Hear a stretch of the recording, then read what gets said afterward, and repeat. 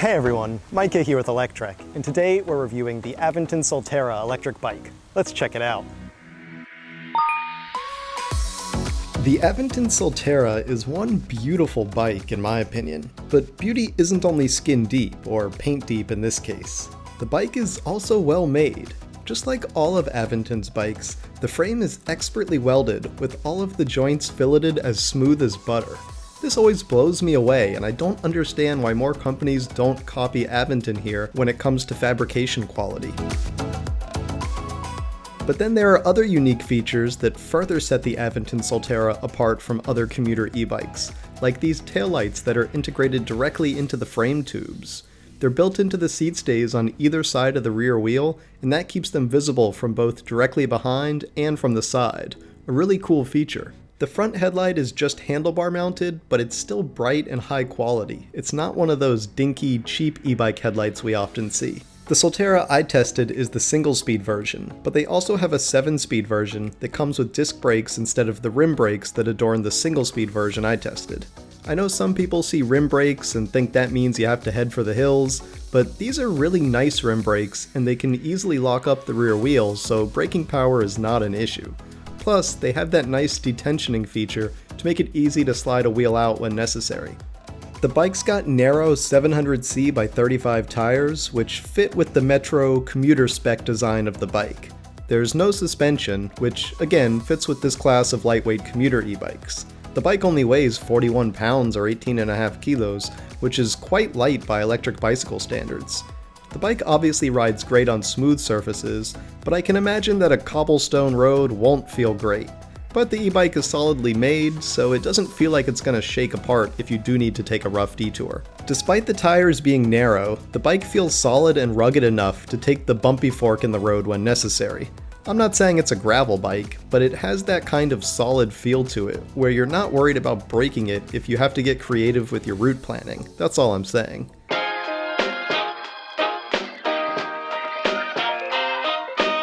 On the electronic side of things, the Soltera is a Class 2 e-bike, so it has a throttle that takes it up to 20 miles per hour or 32 kilometers per hour, though you can remove that left side thumb throttle and turn it into a Class 1 e-bike if you ever wanted to. The pedal assist is decently responsive, but it's cadence sensor and speed sensor based, so it's not as responsive as torque sensor based pedal assist, but at this price it's really quite good. More on that in just a moment. The motor is a rear wheel hub motor and it's rated at 350 watts continuous, meaning you're getting probably closer to about 500 watts peak. It's not overly powerful, but it also does not feel underpowered at all. On either pedal assist or throttle, the bike is decently peppy. I will say that the throttle seems to have a slight lag, but that's the way Aventon seems to be programming their throttle response these days. I felt the same thing on the Adventure. It's got a smooth and slower ramp up than throttles that come on instantly when you mash them. It's definitely an improvement from the old profile they used to use, which didn't allow throttle from 0 speed, so it's nice that we can at least throttle from a start. The only part of the electronics that I'm not a huge fan of is the battery capacity. The battery is nicely integrated, which I love, but it's only a 36 volt and 10 amp hour pack for 360 watt hours. That's not a ton of capacity. Compared to other Metro e-bikes like the Rad Mission that give you 500 watt hours, the 360 watt hour pack here feels smaller.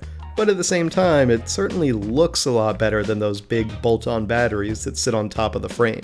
And I will always give props to Aventon for giving us honest range ratings, which they offer on all of their models. They'll tell you exactly what range you get on each of the pedal assist levels using real-world data, showing us that we get between 22 to 62 miles of range on level 1 to 5 pedal assist, and 20 miles of range on throttle only, using a 165-pound rider on flat ground. So then you can adjust those numbers either up or down depending on your weight and the local terrain. So while the battery is smaller, this is very much an e-bike that you're going to want to pedal, so you're still going to get pretty good range here. It's just such a nice pedaling bike that it feels so good to ride it like that.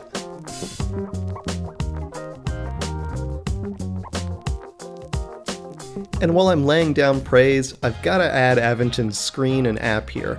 Look at this beautiful color screen. It'd be enough on its own, but then they give us this awesome app that you can pair with your bike.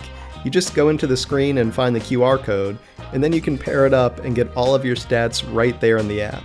Plus, you can use it to track and map your rides, and you can switch between your multiple Aventon bikes if you have them. It's just a very nicely designed package. Especially nicely designed when you consider the price. The single speed that I tested is priced at $1,199, and if you want the 7-speed with disc brakes, it's $100 more.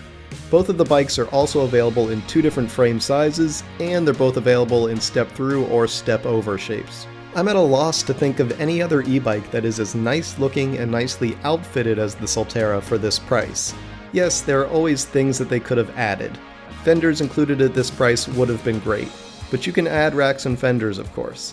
And I'm not a huge fan of the Presta valves, but while I have minor gripes, the takeaway here is that it's a high build quality e-bike with very nice components at a very nice price. A Class 3 version that went 28 miles per hour would have been epic, but I'm quite happy with what the Soltera delivers as is. It's a winner through and through. Thanks for watching, everyone. We hope you enjoyed that review of the Aventon Soltera. If you did, why don't you give this video a thumbs up? And don't forget to subscribe so you won't miss any of our future electric vehicle videos. We'll see you here next time.